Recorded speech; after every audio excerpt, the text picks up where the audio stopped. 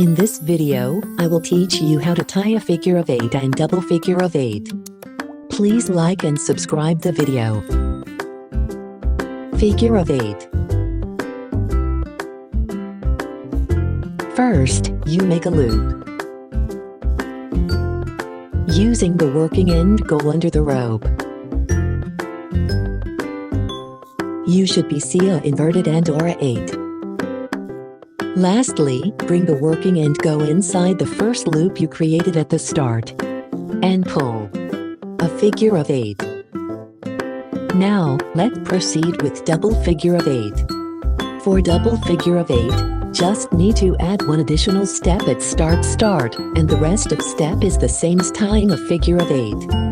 First, fold the rope into half or the amount you needed. Next, make a loop.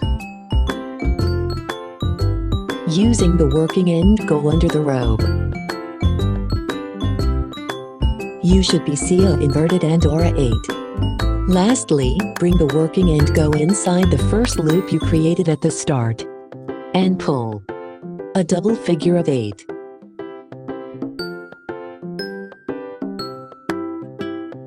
Thanks for watching.